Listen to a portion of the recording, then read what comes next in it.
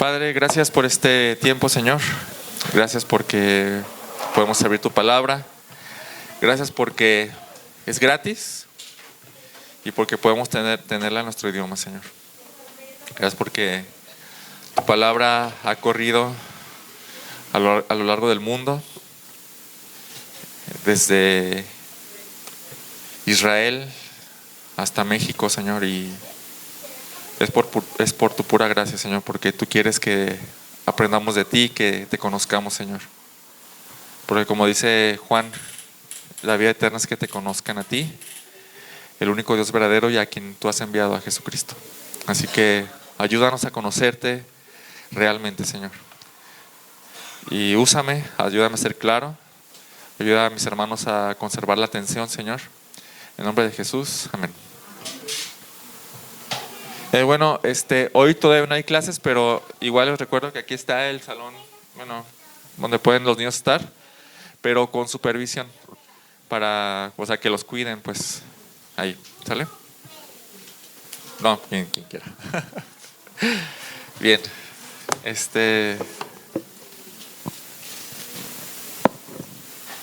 hoy vamos a retomar el estudio del Sermón del Monte.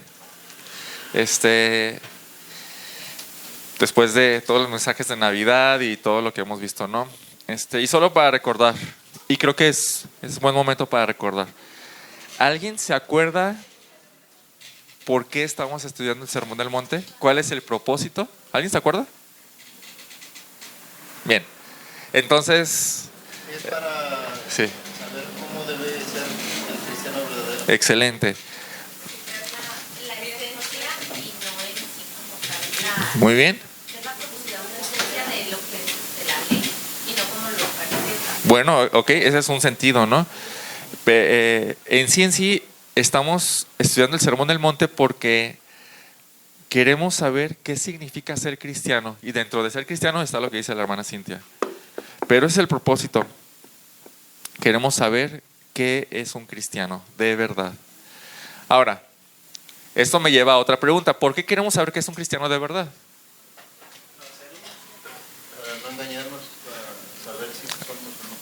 Esa es una razón, para no engañarnos, porque de hecho así finaliza el Sermón del Monte, con pruebas, como para que la gente no se engañe y diga, yo sí era cristiano. Y al final, como dice Mateo 7:21, dice Jesús: no todo el que me dice Señor, Señor, entrará en el reino de los cielos.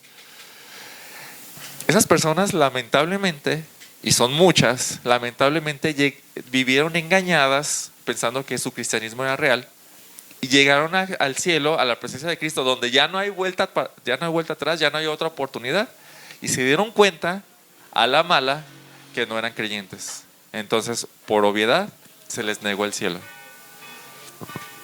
Entonces, esa es una respuesta. Y otra pregunta es: ¿cómo estudiar el Sermón del Monte nos ayuda a saber si somos cristianos o no? Te explico esto. Cuando Jesús hace público su ministerio, comienza a predicar algo muy específico. Comienza a predicar acerca del evangelio del reino, o sea, de las buenas noticias de que el reino prometido estaba llegando, se estaba acercando. En el Antiguo Testamento está plagado de promesas acerca de este nuevo reino. Entonces llega Jesucristo predicando esto, y no solo esto, ¿verdad? Imagínate que, siempre ha habido muchos predicadores, pero ahora imagínate que este predicador nuevo tiene algo especial. ¿Qué tiene de especial? Un poder milagroso que no cualquiera puede tener. No solo un poder milagroso, sino un poder milagroso visible, que extiende la fama de Jesús por todos lados, y dicen: este viene de Dios, este viene de Dios. ¿Qué es lo que dijo? ¿Se acuerdan lo que dijo Nicodemo cuando se presentó con Jesús? Sabemos que has venido de Dios porque nadie puede hacer lo que tú haces si Dios no está con él. Entonces, el pueblo en general estaba muy emocionado. Una, porque pues obviamente los milagros no pasan desapercibidos. Les he puesto una comparación. Imagínense que viene una persona con un poder milagroso de verdad, no charlatán, de verdad, a la vista de todos aquí en Colinas. ¿En cuánto tiempo Colinas se llenaría de gente atascada? ¿En cuánto tiempo? En un rato, en una semana, gente de todo el mundo ya está aquí. ¿Cómo estaría Periférico? Colapsado, colapsado. Y a sus alrededores. Imagínense eso en Jerusalén, que es una ciudad amurallada y muy pequeña, ¿no? Entonces imagínense cómo se sentía, no solo por ver los milagros, sino los milagros y lo que se predicaba. ¿Qué estaba predicando? Está llegando la promesa, por fin, después de muchos años de haberse prometido, está llegando. Estaba muy emocionada. La multitud se contaba por millares en una ciudad tan pequeña.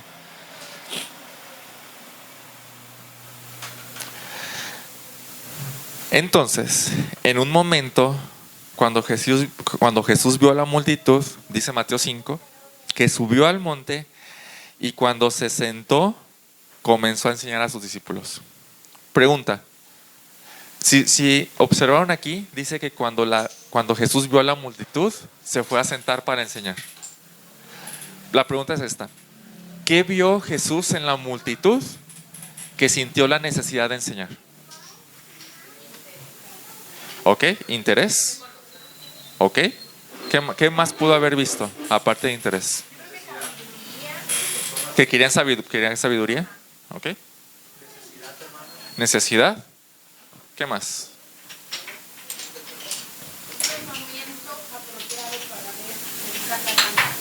¿Ok? Yo lo que veo aquí es confusión. Yo creo que Jesús vio, creo que sí, aparte de todo eso, confusión en la gente. La gente tenía otra idea de Jesús, de lo que Jesús realmente era. ¿Se acuerdan? Por ejemplo, esto es algo muy similar a cuando Jesús alimenta a los 5,000 hombres. ¿Se acuerdan? Realmente cuando dice que alimentó a los 5,000 se refiere solamente a hombres. Imagínense cuánta gente era. Aproximadamente como 20,000, ya contando a sus familias. Entonces, al día siguiente, ese mismo día, Jesús está haciendo eso y la gente lo quiere arrebatar para hacerlo rey. Dice, eso está en Juan 6.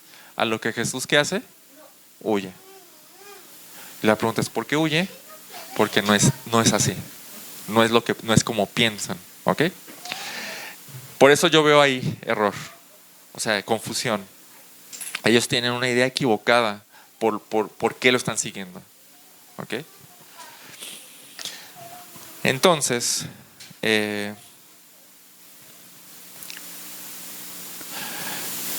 yo creo que la mayoría de gente, y eso se corrobora a lo largo de los evangelios, la gente está equivocada en cómo ve a Jesús. Ellos piensan que vino con poder milagroso para derrotar a sus enemigos romanos y librarlos por fin del yugo de la esclavitud que venían manejando cientos de años. No, cientos de años, quizás miles, pero cientos de años. Así que Jesús se detiene y antes de que alguien pudiera llegar a pensar que son parte de ese reino por pertenecer al pueblo judío, empieza a describir qué significa pertenecer al reino de Cristo. ¿Qué significa pertenecer a su reino? En otras palabras, ¿qué significa ser verdaderamente sus súbditos? Como lo íbamos hace algunas semanas, ¿no? El rey y los súbditos. ¿Qué significa ser realmente súbdito? O como lo veíamos también, ¿qué significa ser seguidor o discípulo? O para decirlo más claro todavía, ¿qué significa ser cristiano? Por eso el Sermón del Monte nos ayuda a saber qué significa o qué es un cristiano de verdad. Entonces comienza con las bienaventuranzas, donde describe el carácter que un cristiano debe tener. Y en cuanto a su relación con el mundo, cuando habla de la sal y la luz, radicalmente diferentes. tanto para salar, que detiene la corrupción, como para iluminar. En cuanto a su relación con la ley, es profunda, no superficial, es de corazón. Y en cuanto a su religión, o sea, la limosna, la oración y el ayuno, el ser auténticos, no hipócritas. En cuanto a la relación con el sistema del mundo, con los ojos no puestos en el mundo, sino confiando siempre en la provisión y en lo que de Dios venga. Y en cuanto al trato hacia el prójimo, humildes y dadivosos. Todo lo que el Sermón del Monte enseña es como una radiografía del cristiano. ¿Qué es lo que el cristiano debe ser por dentro? O en otras palabras, si quieres saber si eres cristiano de verdad y no de los que habla Mateo 7, ¿qué es lo que tienes que hacer? Compararte con lo que dice el Sermón del Monte. Entonces, mi intención final al estudiar el Sermón del Monte es que antes de que lleguemos allá engañados, ver si aquí estamos engañados y corregir eso, porque allá ya no hay oportunidad, ¿no? ¿Y cuál va a ser el destino?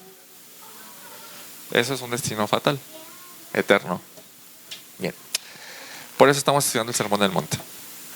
Ahora, antes de hacer la pausa en diciembre, comenzamos una de las porciones del Sermón del Monte, comenzamos una de las porciones más especiales de toda la Biblia, quizás comparado solamente con los 10 mandamientos.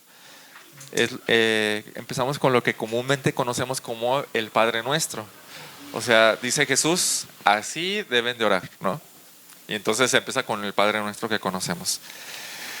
Y básicamente lo que es esta oración es un modelo o como una plantilla. No es para que lo usemos como lo usan los católicos, ¿no? Cuando éramos católicos, no sabemos ese rezo de memoria, ¿sí o no? Entonces, no es para que lo usemos así, porque también ahí un poquito antes dice que no usemos vanas repeticiones, ¿no? Entonces no es para estarlo repitiendo sin sentido, sino para usarlo como una plantilla. Entonces Jesús nos guía en cómo debemos hacerlo, cómo nos debemos dirigir a Dios. Entonces, este modelo de oración cuenta con un prefacio, con 6 peticiones, con una conclusión y con un apéndice. El prefacio es este: Padre nuestro que estás en los cielos. O sea, así empieza, no es ninguna petición, sino simplemente es como lo veíamos hace el noviembre todavía. Es una invocación de cómo estamos llamando al Padre. Luego las 6 peticiones. 1, santificado sea tu nombre. 2, venga tu reino. 3, hágase tu voluntad, así en la tierra como en el cielo. 4, danos hoy el pan de cada día. 5, y perdónanos nuestras deudas, como también nosotros hemos perdonado a nuestros deudores. Y 6, no nos dejes caer en tentación, sino líbranos del mal. Y la conclusión es: porque tuyo es el reino y el poder y la gloria para siempre. Amén. Y el apéndice, ¿qué es un apéndice? Perdón. ¿Qué es un apéndice? Son comentarios aparte que ¿cómo se dice? Expanden un tema que se dejó ahí en un escrito, ¿no? Por ejemplo. Entonces lo que hace este apéndice es expander la petición 5, perdónanos nuestras deudas como también nosotros hemos perdonado a nuestros deudores. Y el apéndice expande esto y dice: porque si ustedes perdonan a los hombres sus transgresiones, también su Padre Celestial los perdonará a ustedes. Pero si no perdonan a los hombres, tampoco su Padre les perdonará a ustedes sus transgresiones. Bien. Entonces, esa es la estructura de este modelo de oración. Y lo primero que notamos, esto lo vimos ya en noviembre, es que las primeras 3 se tratan de su gloria y las segundas 3 se tratan de nosotros y de nuestra necesidad. A mí se me hizo muy curioso notar eso, porque siempre aparte de que tenemos el problema de que es tan familiar y dejamos de ver detalles, yo no había notado o no lo había percibido de que las primeras tres tienen que ver con Dios exaltado, con la exaltación de Dios, y las segundas tres tienen que ver con el hombre humillado, ¿no? Entonces están los dos polos, ¿no? Dios y el hombre, el exaltado y los humillados, ¿no? El que da y el que pide, ¿no? Nosotros somos siempre abajo de Él, siempre sumisos, dependientes de Él, ¿no? Y Él siempre, en toda su gloria, soberano, Él da, Él manda, Él da, Él dice si sí o si no, ¿no?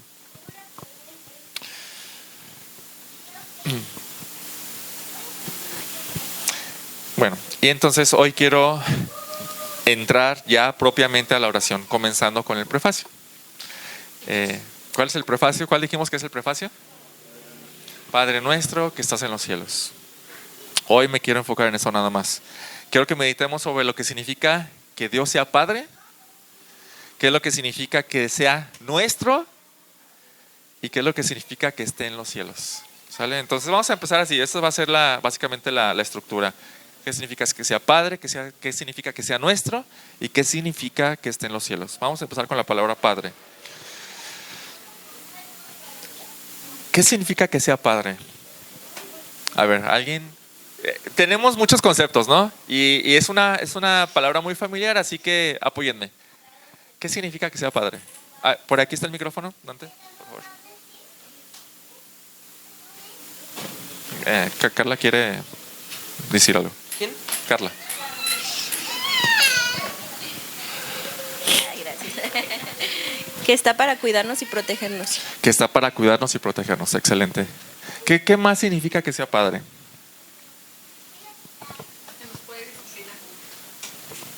Que nos puede disciplinar. Por ahí.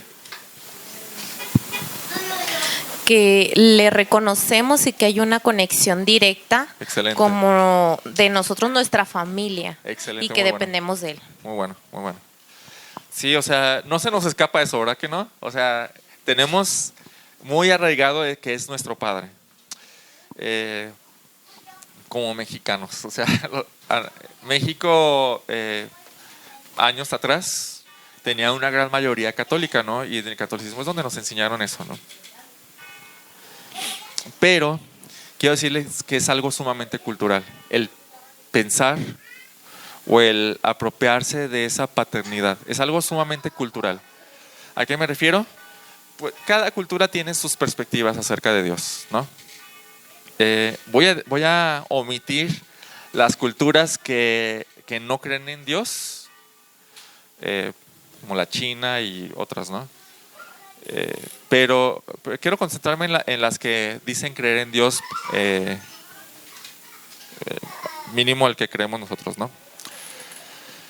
Por ejemplo, los musulmanes consideran que hablar de Dios como Padre es algo incorrecto y hasta ofensivo. Para ellos es una ofensa decirle Padre.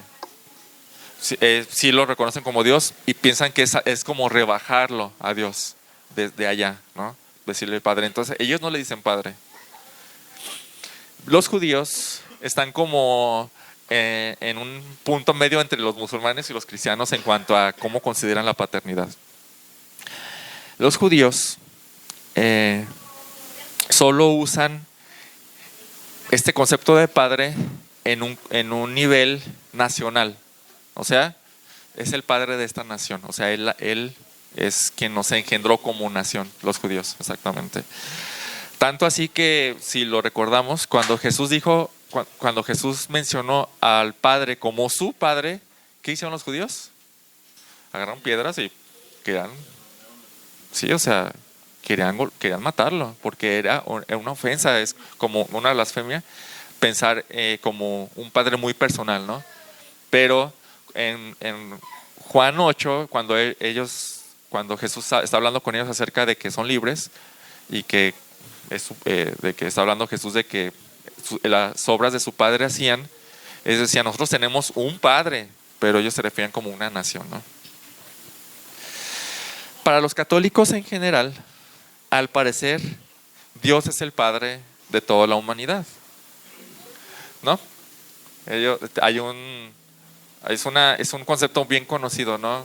Cuando ellos dicen, o incluso nosotros solemos pensar, que todos somos hijos de Dios, ¿no? Todos somos hijos de Dios. Entonces ¿quién tiene la verdad? ¿Cuál es el concepto real de la paternidad de Dios?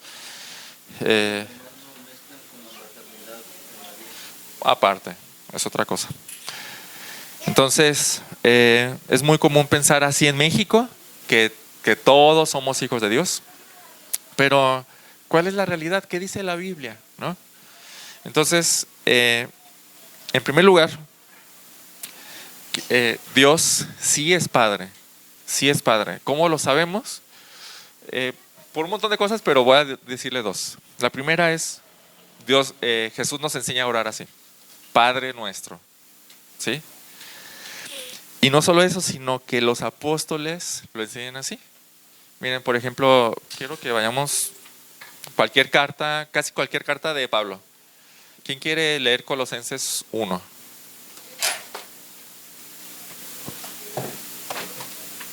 Colosenses 1, déjenme le digo cuál.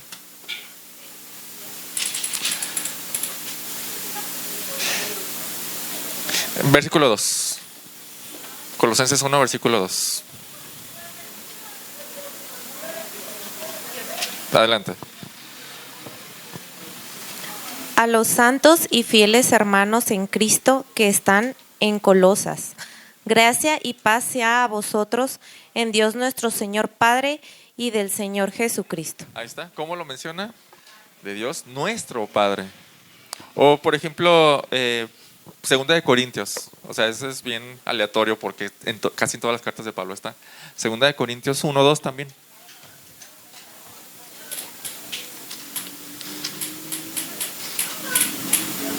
¿Quién gusta leerlo? Adelante. Que Dios nuestro Padre y el Señor. Que Dios nuestro Padre y el Señor Jesucristo les dé gracia y paz. Que Dios nuestro Padre, ¿no? Entonces, es un concepto muy enseñado en el Nuevo Testamento.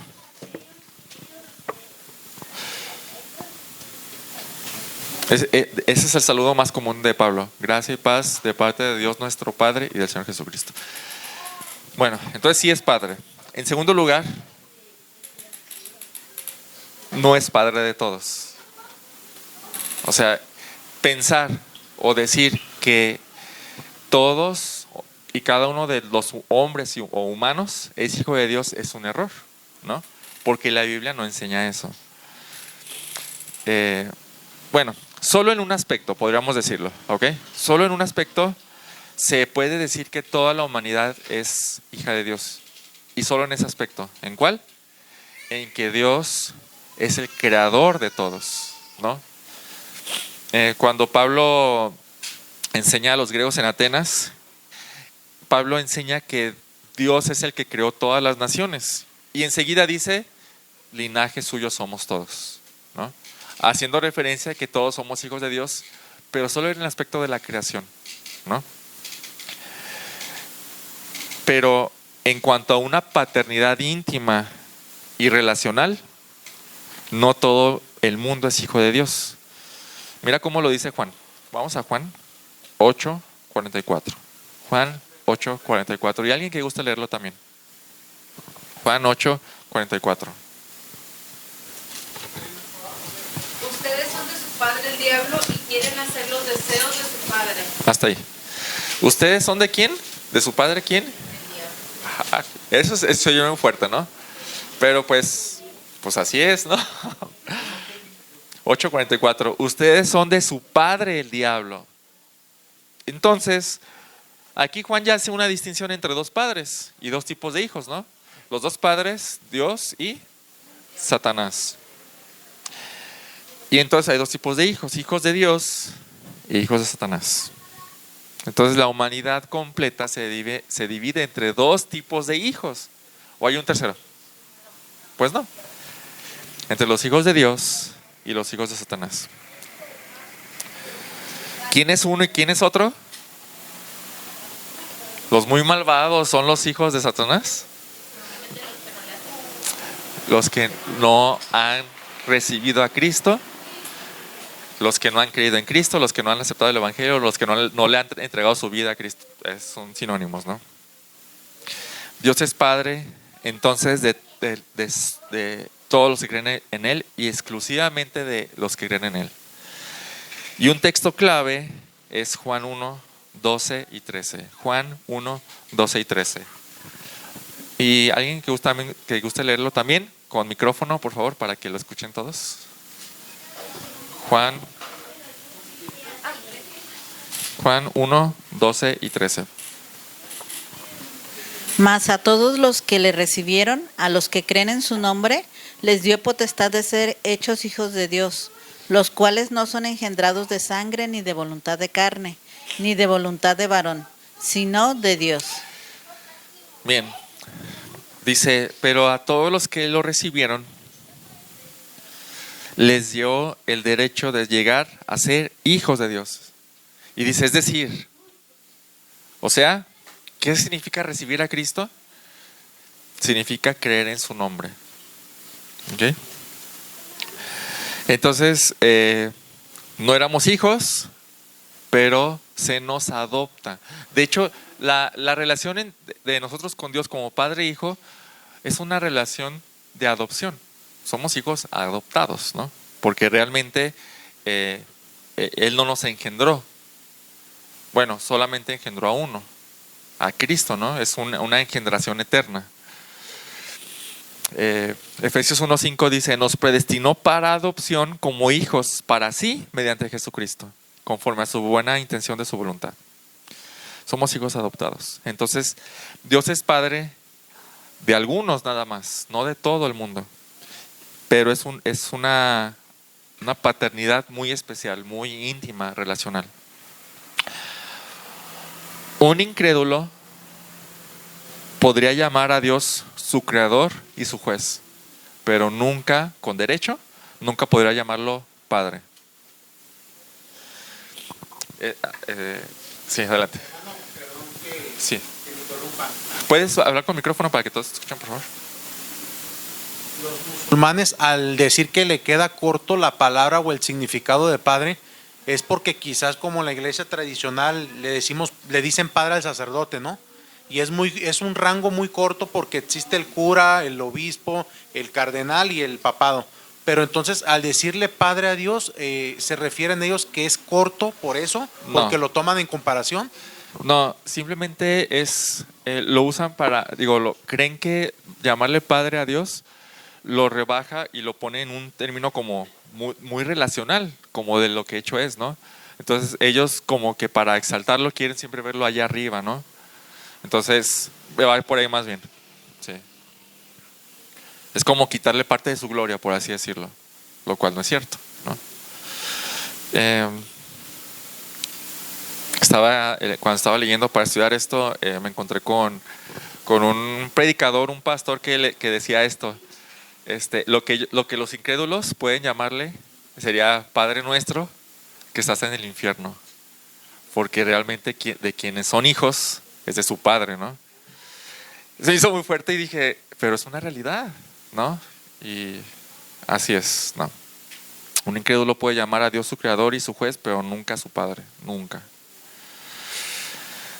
Bien, con esto en mente, ¿qué significa que Dios sea Padre en cuanto a sus funciones? Piensa en ti como padre o como madre. ¿Cuáles son tus funciones como padre o madre hacia tus hijos? ¿Cuáles serían? Protección. ¿Protección es qué? ¿Es más o menos lo mismo? ¿Qué? Provisión o sustento. Enseñanza, crianza. ¿Sí? ¿Es crianza? Excelente, muy bien. Básicamente estas son tres, es parte de la crianza, ¿sí? Básicamente todo se encierra en esas tres, ¿no? Y ahorita le voy a mencionar una cuarta. Un padre, y esto también, padres, pongan atención, por favor. Pongamos atención, porque esto nos compete a nosotros también. Pero mientras estaba pensando en todo esto, creo que la mejor manera en que yo pude entender este tipo de paternidad es pensar en mí. No tanto todavía ser padre de un adolescente o de un adulto, ¿no? Sino ser padre de niños chiquitos. Creo que los niños chiquitos son muy buen reflejo de cómo somos nosotros con Dios, ¿no? Simplemente por la dependencia. Entonces, piensa en esas dos relaciones. ¿Cómo es Dios con nosotros y cómo somos nosotros con nuestros hijos chiquitos, ¿no? O si nuestros hijos ya no están chiquitos, pues entonces pensemos en cuando estaban chiquitos, ¿no? Y así. Entonces, en primer lugar, un padre cría. ¿Qué es la crianza? ¿Qué es la crianza? Es la guía, ¿no? La dirección, el llevarlos a la adultez, ¿no? Y se nos hace triste que en estos tiempos la gente tiene hijos, pero no cría hijos, ¿no? Los deja a merced de cómo les vaya en la vida, desde chiquitos hasta, ¿no? Es muy triste verlo. En la jardinería se utiliza también algo que se llama tutor, para que las plantas se vayan derechitas. Muy bueno. Esa es la labor de la crianza. ¿Se acuerdan lo que dice Proverbios 22:6? Instruye al niño en su camino y aun cuando sea viejo no se aparta de él.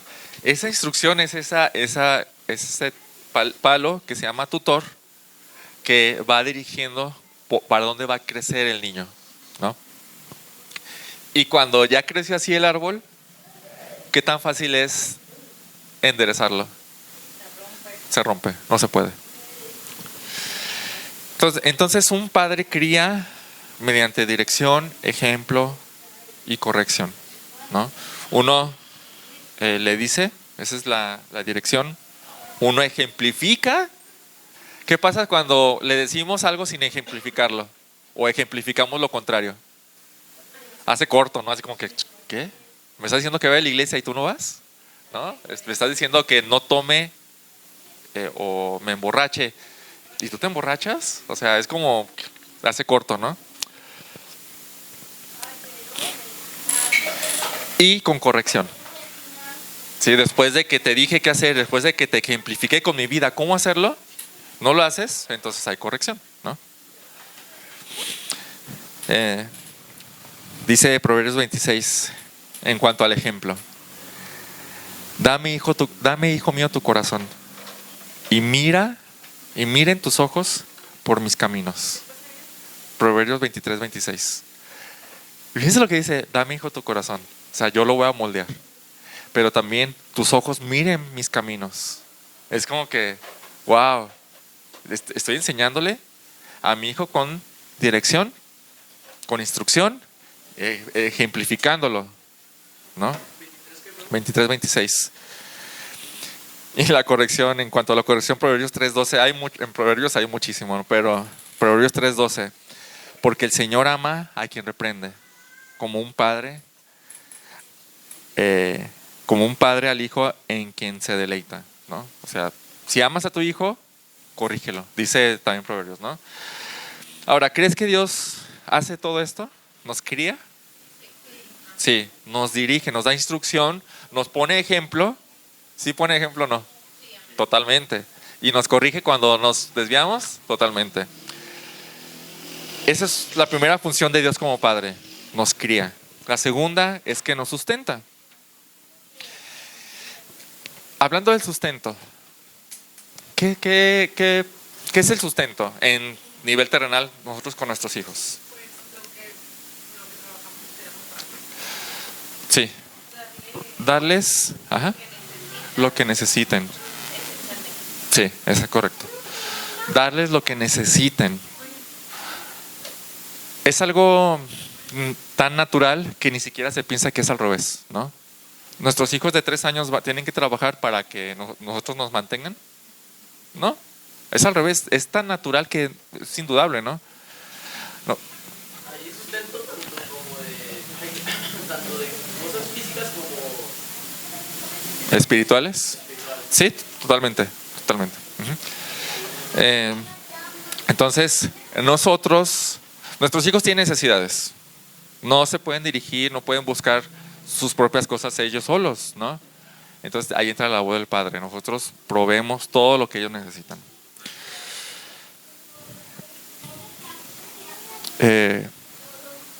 ¿Y Dios sería lo mismo para con nosotros? Él sustenta todo lo que nosotros necesitamos. Todo. También ese es un pasaje muy conocido. Por tanto, no se preocupen qué comeremos o qué beberemos o con qué nos vestiremos. Porque los gentiles, hablando de los gentiles, ¿no? ¿Quiénes son los gentiles? La gente que no conoce a Dios, la que no cree en Dios, que no es creyente, ¿no? Mateo 6, 31 al 33. Porque los gentiles buscan ansiosamente todas estas cosas, o sea, les da ansiedad, se preocupan demasiado por estas cosas. Pero busquen primero, por esas cosas que el Padre Celestial sabe que ustedes necesitan.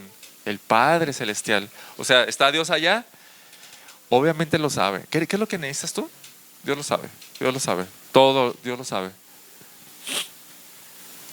Y entonces dice, pero busquen primero su reino y su justicia, y todas estas cosas les serán añadidas. O sea, Dios va a proveer de todo lo que tú necesites. El Padre es un buen Padre. Él nos da mucho todo el tiempo. Gracias, cielo.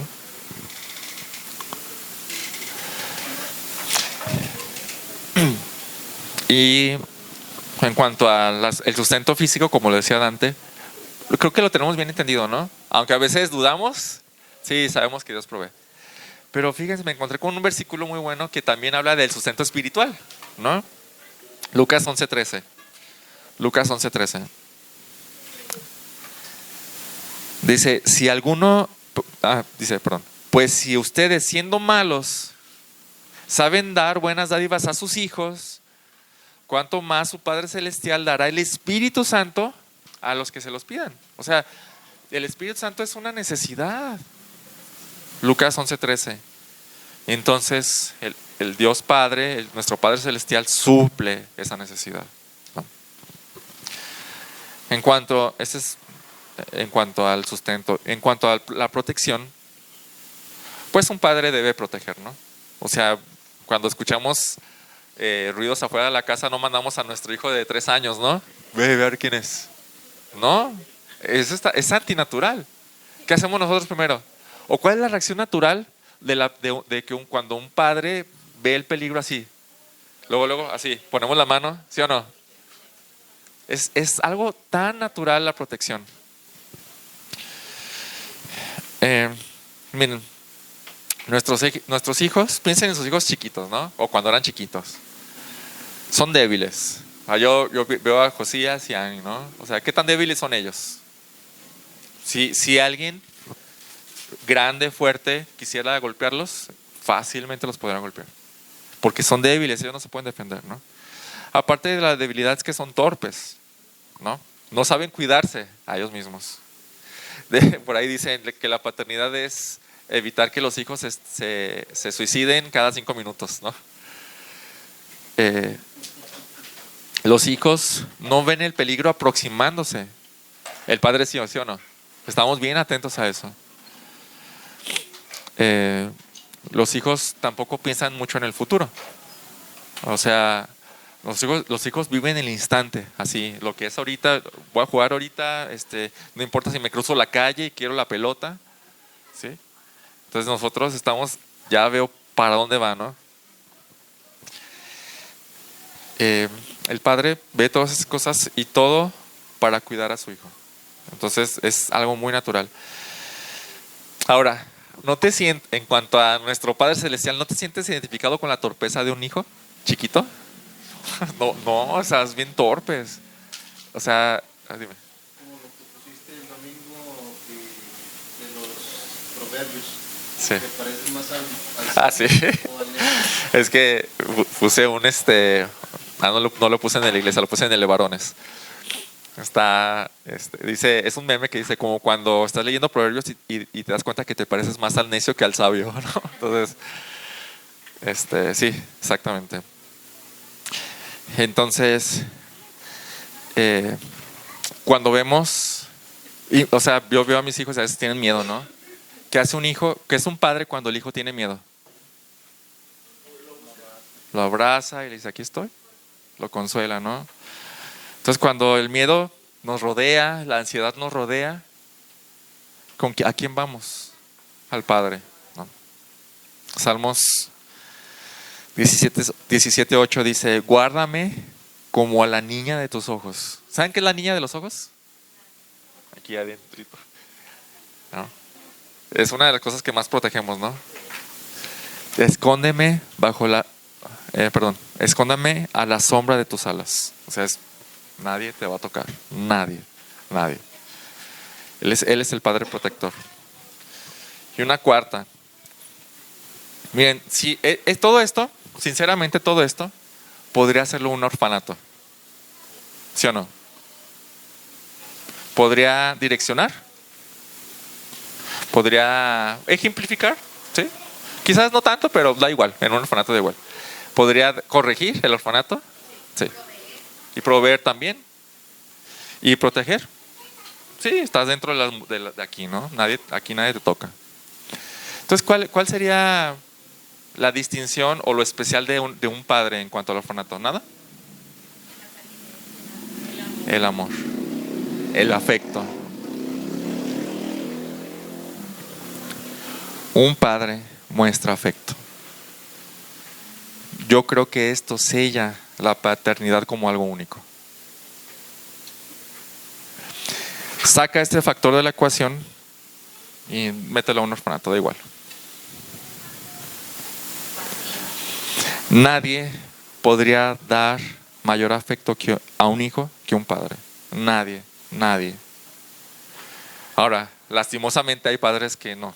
Hay gente que da más afecto que este padre, ¿no?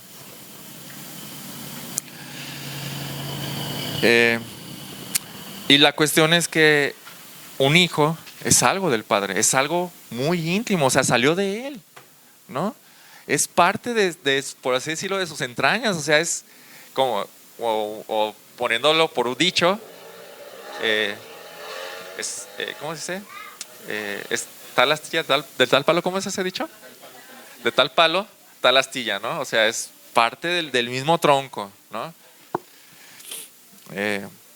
Entonces, el amor de un padre sobre su hijo hace que todo esté teñido de un bien inagualable. O sea, al amarlo así, al sentir, o sea, por ejemplo, yo con mis hijos, ¿no? O sea, son mis hijos. Yo quiero el mayor bien para ellos, el mayor, siempre, todo el bien para ellos. Y eso no lo tienen los orfanatos. Los orfanatos es de aquí a que cumplas la mayoría de edad y te vas, ¿no? Pero el padre es, yo quiero tu bien todo el tiempo. Y aquí dentro de este aspecto de la paternidad entra el que de él proviene todo el bien, como, o por así decirlo, todo bien proviene de su mano poderosa. Y es tan poderoso como el Padre que creó todo el universo, ¿no? Él se goza, hablando de que el Padre muestra afecto, Él se goza de ser nuestro Padre. No es como que ya vino a ser hijo mío, ¿no? No, Él está muy feliz de ser nuestro Padre. Él se deleita en cada uno de nosotros. Y nos ve no como carga. Él nos ve con mucho aprecio, ¿no?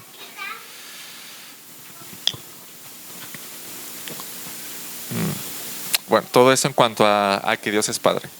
Ya vimos que no es Padre de todos, pero también ya vimos que tiene funciones como Padre, ¿no? Y totalmente, o sea, así como nosotros amamos a nuestros hijos y les mostramos afecto, también Él nos ama demasiado y nos muestra todo el tiempo su amor. En cuanto a la palabra nuestro, hay varias cosas que mencionar en esta palabra. ¿Qué hay detrás de esta palabra? Nuestro. ¿Propiedad? ¿Sí? ¿Qué más? Reconocimiento. ¿Qué más? Intimidad, muy bien. ¿Qué más? Bueno, vamos a ir viéndolas. Sí, todas las que dijeron está bien. En primer lugar, exclusividad.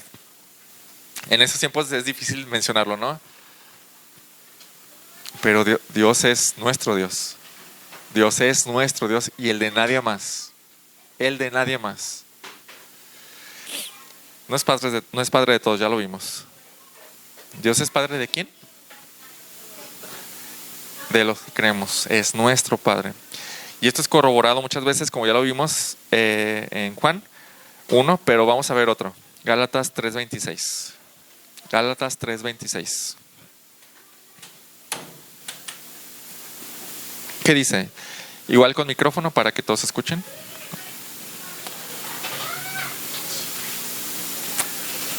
Gálatas 3:26. Karina.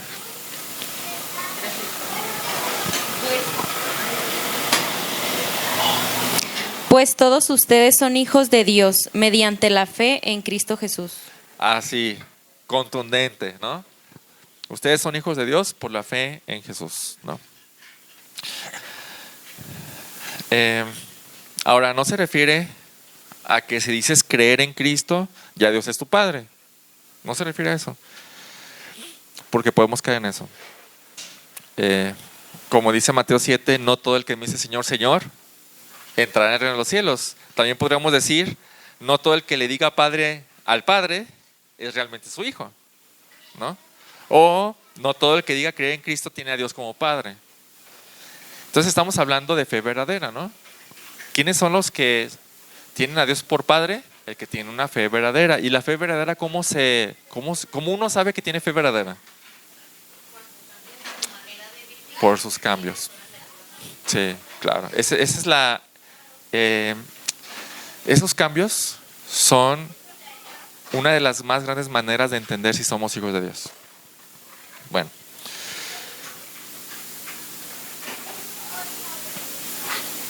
Entonces es exclusividad.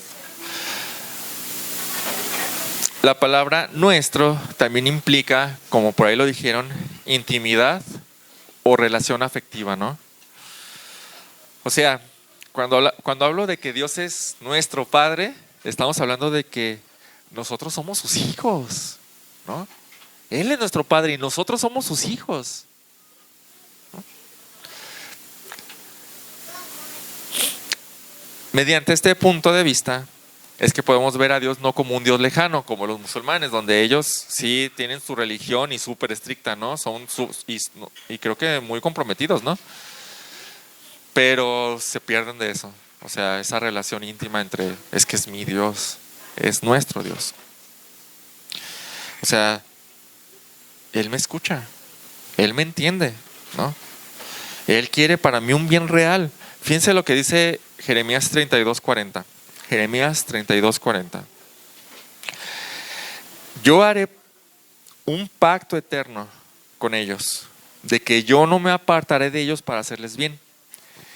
E infundiré mi temor en sus corazones para que no se aparten de mí. Y me regocijaré en ellos haciéndoles bien. Ciertamente los plantaré en esta tierra con todo mi corazón y con toda mi alma. Y dices, wow, o sea, todo el ser de Dios está puesto en esa relación. Todo el ser de Dios. O sea, de verdad Él nos tiene por hijos, ¿no? No es solo un decir, son mis hijos. No es, son mis hijos, ¿no? Y nosotros somos, Él es nuestro Padre. En tercer lugar, y relacionado con esto, la palabra nuestro refleja la herencia del carácter. Si es nuestro Padre, entonces por ende nosotros somos sus hijos. Y un hijo siempre es un reflejo de sus papás. Siempre. Ahora sí, otra vez, ¿cómo el otro dicho? Hijo de tigre pintito, ¿sí? Que es otro igual, ¿no? De tal palo, tal astilla. O sea, si es nuestro Padre, su carácter se verá reflejado en sus hijos. O sea, ¿de verdad es tu padre? ¿De verdad? Entonces, su carácter se verá reflejado en ti. Porque Él te lo heredó, ¿no? Fíjense lo que dice Efesios 4:22. Efesios 4:22. Que en cuanto a la anterior manera de vivir, ustedes se despojen del viejo hombre. Ahora, el viejo hombre es tu antigua naturaleza, ¿ok? Despójense de eso. Que se corrompe según los deseos engañosos y que sean renovados en el espíritu de su mente y se vistan ¿de qué? Del nuevo hombre, el cual, esto es increíble, el cual en semejanza de Dios ha sido creado en la justicia y santidad de la verdad. En semejanza, este nuevo hombre fue creado en semejanza de Dios. Refleja el carácter de Dios en justicia, o sea, en rectitud, o sea, una vida recta y santa. O como diría Mateo 5:48, por tanto, sean ustedes perfectos como su Padre Celestial es perfecto, ¿no? Mateo 5:48. Pero también, el que sea nuestro Padre significa obediencia y temor. Vamos ahora a Primera de Pedro 1. Primera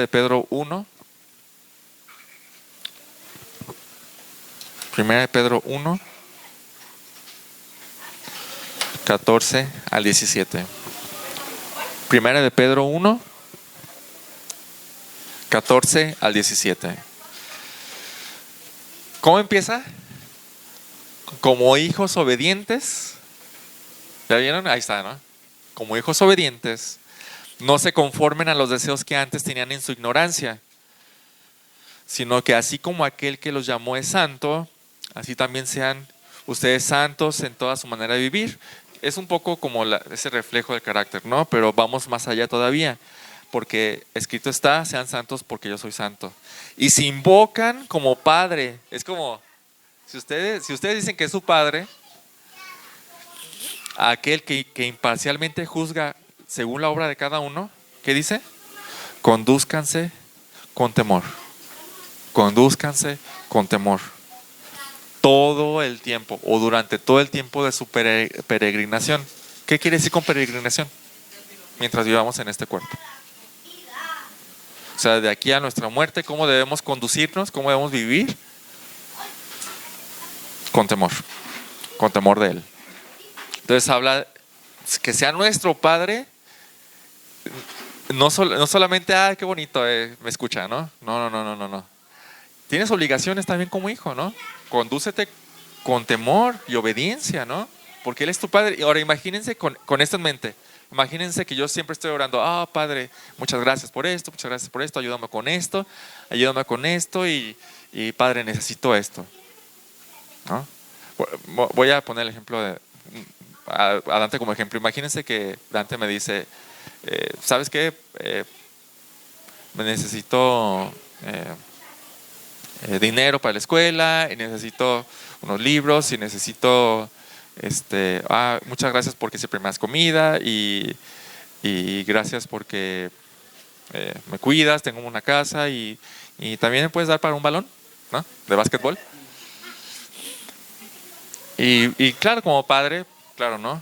Pero imagínense que todo eso sin que Él me respete ni me obedezca cuando yo le digo algo. Es como que hace que también un cortocircuito, ¿no? Entonces el que sea nuestro Padre no solo es, qué bonito, todas las bendiciones y todo lo bueno para mí, por así decirlo, ¿no? Porque no nos gusta mucho obedecer. Pero también implica la obediencia y temor, donde también es algo bueno, ¿no? Y un quinto aspecto de la palabra nuestro tiene que ver con nuestra relación entre nosotros. La palabra dice nuestro, no mío. Eso es interesante. Eso es muy interesante, porque habla de comunidad. Si somos creyentes, tenemos un mismo Padre. Y dice Juan que tenemos que amar a nuestros hermanos. Dice 1 de Juan 5:1. Todo aquel que cree en Jesús, todo aquel que cree que Jesús es el Mesías o el Cristo, es nacido de Dios. ¿Ok? O sea, es hijo de Dios, es un engendrado de Dios. Y todo aquel que ama al Padre, o sea, si yo digo que amo a Dios, entonces amo al que ha nacido de Él. O sea, a mis hermanos. 1 de Juan 5:1. Y esto es algo muy lógico, ¿no? Si yo digo que, o sea, si hay una relación de amor entre el Padre y yo, pues también habría una relación de amor entre el Padre y mi hermano, ¿no? ¿No haría otro cortocircuito que no hubiera una relación de amor entre él y yo? Totalmente. Entonces, si digo que yo amo al Padre, es lógico que yo debo de amar a mis hermanos. ¿Y eso qué implica? Implica perdón, paciencia, tolerancia, compromiso, etcétera. Todos los unos a los otros que encontramos en el Nuevo Testamento y súmenle. Pues la iglesia, ¿no? Esta es la iglesia, ¿no? Aquí es donde, entre nosotros es donde practicamos todo eso, ¿no? El nuestro, es nuestro Padre, es nuestro, no es solo mío, no es solo tuyo, es el Padre de todos nosotros, ¿no? Bueno, ya vimos que Dios es Padre y que es nuestro. ¿Y qué hay detrás de las palabras que estás en los cielos? ¿Qué hay detrás de esas palabras que estás en los cielos?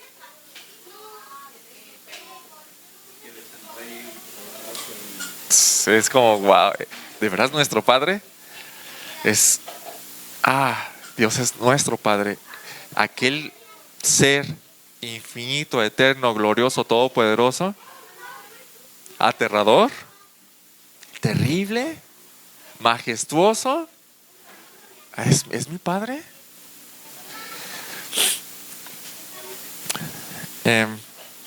Lo que el concepto de Padre nuestro hace es acercarnos mucho a Dios.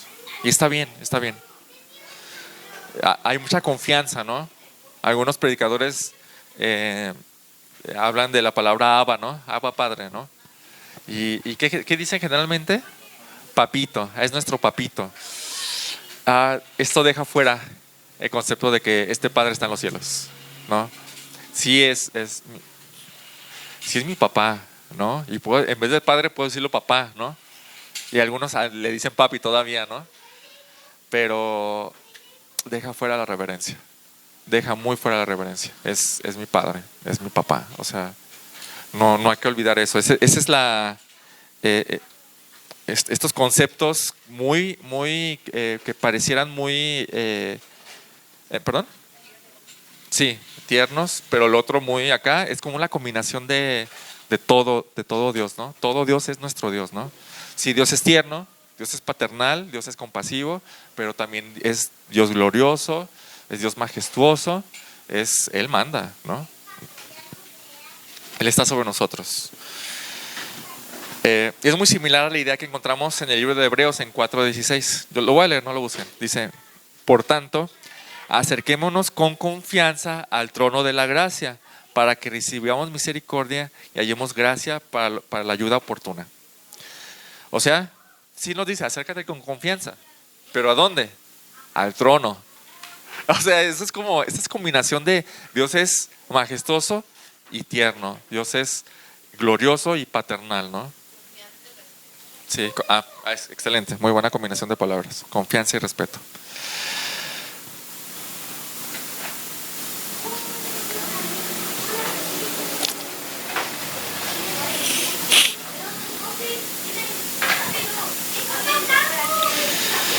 Bien. Por otro lado, también nos recuerda que este Padre que está en los cielos no tiene comparación. Piensa en tus papás. Tú tienes una opinión de tus papás, como yo la tengo. ¿Fueron buenos papás? ¿Fueron excelentes papás? Piensa en ti como papá. No, tenemos demasiadas fallas, demasiadas.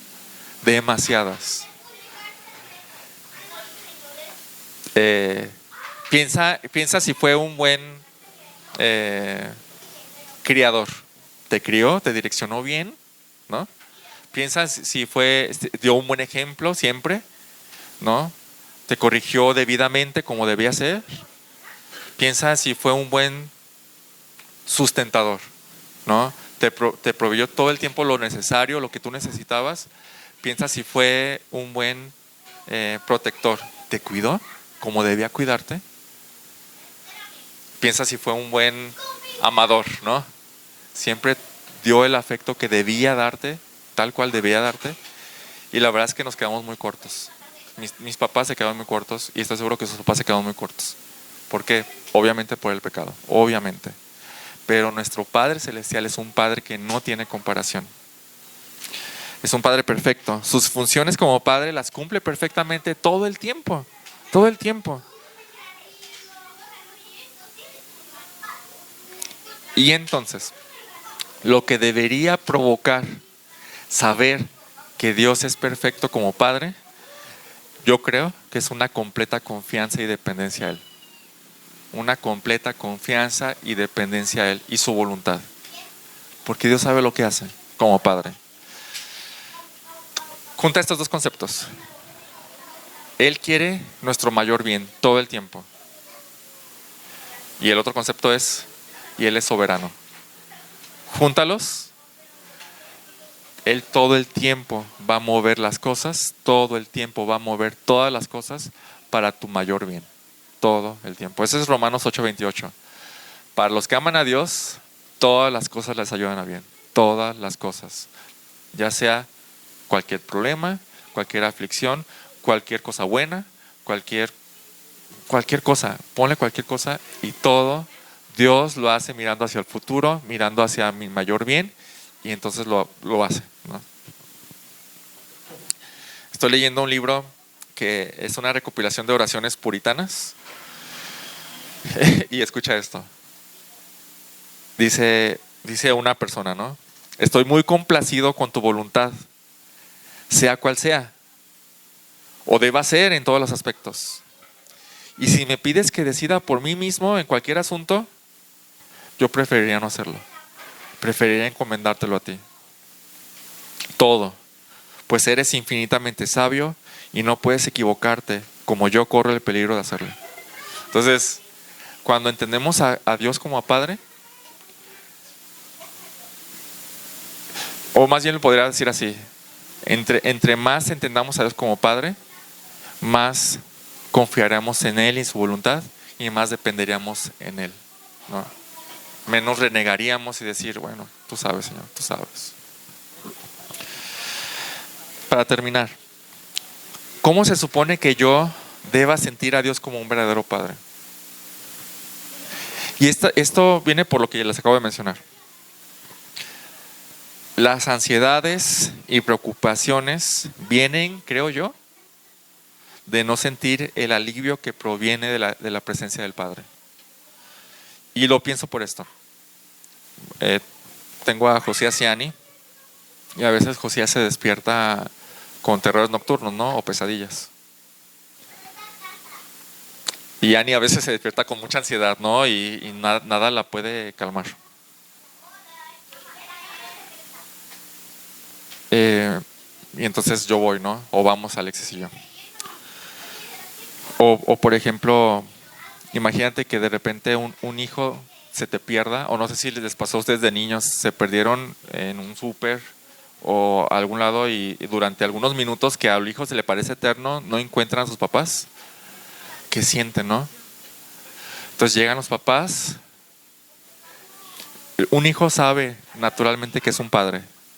El padre está ahí para protegerlos, para cuidarlos, para darles todo lo que necesitan. Lo saben sin esas cuestiones técnicas, lo saben, ¿no?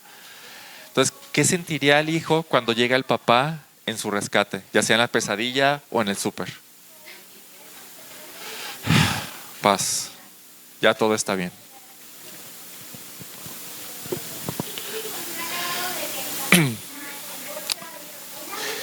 Entonces, cuando hablamos de Padre nuestro que estás en los cielos, no son palabras vacías.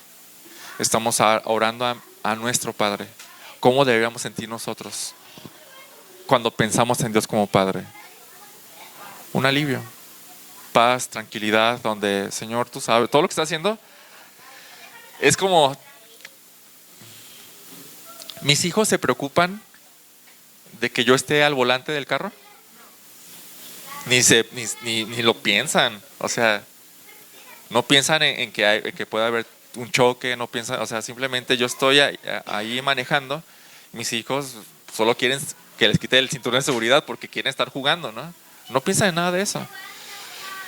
Entonces, Padre nuestro que estás en los cielos no son palabras vacías. Pueden ser palabras vacías. No deben serlo.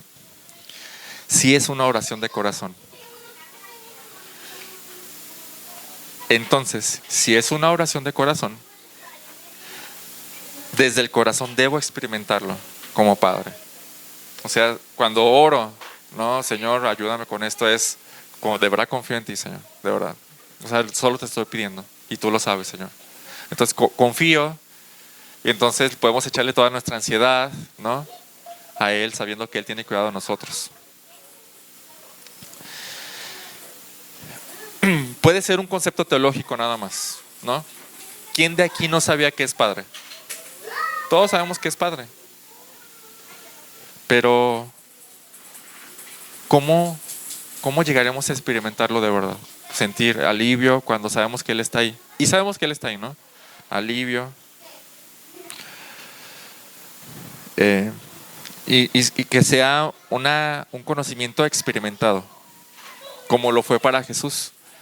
Cuando Jesús oraba al Padre, ¿lo hacía de labios para afuera? ¿No? O sea, realmente relacional, íntima, afectivamente, él era su hijo y Dios era su Padre. Cuando Jesús estaba orando al Padre, de verdad estaba pensando en Dios como su Padre. En Marcos 14:36, a la hora de que está orando en el huerto de Getsemaní, él dice, Abba Padre. Gusta la palabra Abba. Abba es Padre, es en arameo. Es la palabra normal para papá, ¿no? Todo hijo le dice Abba a su padre. Entonces le dice, Abba, pasa de mí esta copa. O sea, no es Señor, no es Rey, es Padre. Pasa de mí esta copa, no quiero esto, Señor. No quiero esto, Abba. Yo creo que el problema como cristianos es no es que se nos escape saber que Dios es Padre. Creo que se nos escapa entender las profundidades de lo que significa que sea Padre. Entonces creo que un buen punto de comparación, como ya se los dije, es tener la perspectiva de un niño pequeño, ¿no? En cuanto a su papá. Conforme el niño va creciendo, ahora piensen en sus hijos grandes, se va despegando más y más del papá, y es lo natural, ¿no? Es lo natural porque esa es parte de la crianza, donde nosotros ya lo soltamos ya cuando tienen cierta edad, ya cierta madurez, es adiós ya. Bueno. En el cristianismo debería ser lo contrario. Piensen en su cristianismo. Cuando llegamos al cristianismo, realmente somos muy independientes. Oramos poco, dependemos muy poco de lo que Dios dice, y somos, o sea, realmente podría decirlo que somos muy independientes. Conforme vamos entendiendo que lo necesitamos, vamos haciéndonos más dependientes cada vez, vamos orando más. De hecho, las personas más maduras o que han llegado o que tienen más tiempo y buscando a Dios, resultan ser las que más dependen y las que más oran a Dios, ¿no? Ahí podría cumplirse cuando Dios dice que nos anima o nos exhorta a ser como niños pequeños, porque de ellos es el reino de los cielos, ¿no? Entonces, conforme a eso, quizá la mejor forma de entender la paternidad de Dios es entender como un niño pequeño de 3 o 5 años depende de Dios y confía en Dios y siente alivio en sus papás, ¿no? Confía en sus papás, depende de sus papás, siente alivio en sus papás. O sea, creo que puede ser la mejor manera de entender cómo deberíamos sentir nosotros cuando pensamos en Dios como Padre.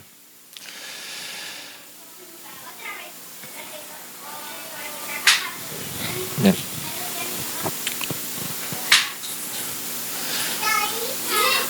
Con esto, ¿qué aprendemos? ¿Qué se llevan? ¿Qué se llevan de meditación? La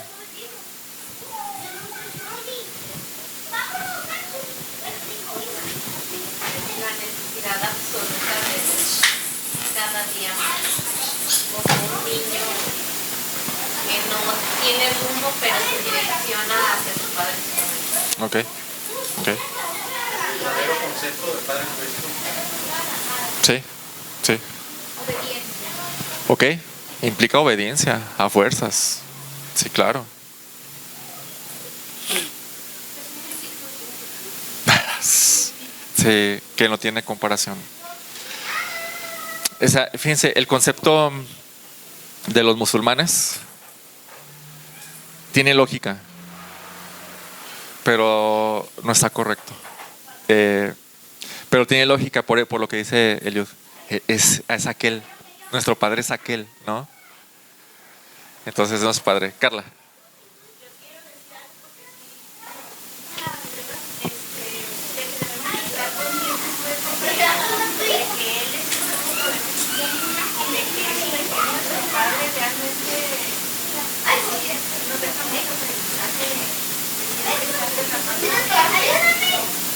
A mí en lo personal es que decía de la ansiedad, a mí me pasaba muy seguido.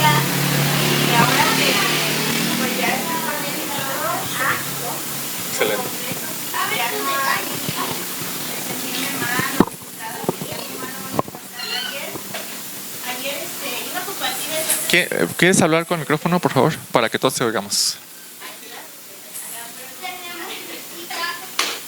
Ayer íbamos en el carro, Tony y yo, y el niño nada más, no iba a Kenia. Y un tráiler se nos... Así, yo sentí que me iba a pasar algo a mí, pero a mí fue algo bien extraño. Y me agarré llorando de lo que sentí. Y ya después, ya en la casa con mi abuela, le dije, ¿cómo eres tan grande, Dios? Yo en el baño, me metí al baño, estaba ahí toda mi familia, y me metí al baño y dije, gracias por cuidarnos. Porque sentí que Él nos cuidó. Realmente Totalmente. ahí es cuando confías en Él. Sí. Y fue algo que yo, ahora también en la mañana, les comparto también, Tony estaba molesto. Y yo antes hubiera reaccionado de una manera muy diferente. Y ahora hasta me reí de él. Y eso es muy bonito, pues, porque ya no hay esa pelea que antes había. Sí. Ha cambiado demasiado nuestras vidas. Y es muy bonito compartirlo con ustedes y saber que somos una familia también aquí, ¿verdad? Y que hay respeto y hay amor y es algo muy bonito, pues nada más quería compartirlo. La hermandad, bueno, aprovechando, Eso también es la muy hermandad importante. adquiere un nuevo significado, ¿no? También. Miren, estamos acostumbrados a cualquier persona que viene, hermano, aunque ni sea hermano, ¿no? Pero la hermandad adquiere un nuevo significado. Somos hijos del mismo Padre, ¿no? Sí, cierto. Y también eso que compartió Patti de que sí, también en el dolor aprendemos. Sí. Realmente lo que ella le pasó fue algo muy delicado y yo también perdí un bebé. Y no lo superas, pero yo en ese momento cuando yo perdí a mi bebé yo no estaba con Dios. Y yo le decía, es que ¿por qué lo hiciste? Si ahora ella a lo mejor de esto se agarra más de Dios y dice, bueno, si lo permitiste fue por algo. Pero eso yo no lo entendía en Sí. ese momento. Amén. Amén. Gracias, Carla. No. Ale, con micrófono. Había notado algo en mi libretita y creo que ahorita, o sea, toma otro sentido, en el que en Primera de Pedro 2:9 dice, soy posesión exclusiva de Dios. Es como, wow, hasta se me enchina la piel de decir, soy hija del rey. Sí. Excelente, muy buen comentario. Bueno, y todo esto por la muerte en la cruz de Cristo. Sin Cristo Nadie puede llegar al Padre. Como dice Juan 14:6, que es de hecho el versículo lema de la iglesia. No, Juan 14:6. Yo soy el camino y la verdad y la vida. Nadie viene al Padre si no es por mí. Jesús, cuando murió en la cruz, abrió el camino. Nadie podía llegar al Padre si no es por Cristo. Nadie. Cristo abrió el camino. Entonces, otra razón para agradecer el sacrificio de Cristo. Es el único mediador entre Dios y el Padre, Jesucristo hombre. Vamos a orar. Padre, gracias por esta enseñanza. Gracias por abrir nuestra mente, Señor, nuestro corazón a esta palabra tan familiar y que se nos puede escapar muy fácil los detalles, Señor. Te pido que nos ayudes a verte más como Padre y que esa visión o esa forma de verte pueda reflejarse en una confianza más grande, una dependencia más grande, y que podamos vivir tranquilos, en paz, confiados, Señor, y dependientes. Gracias porque tú quieres el mayor bien para nosotros. Y gracias porque siendo todopoderoso y estando en los cielos, mueves todo en el mundo para ese bien. Así que gracias. En nombre de Jesús. Amén.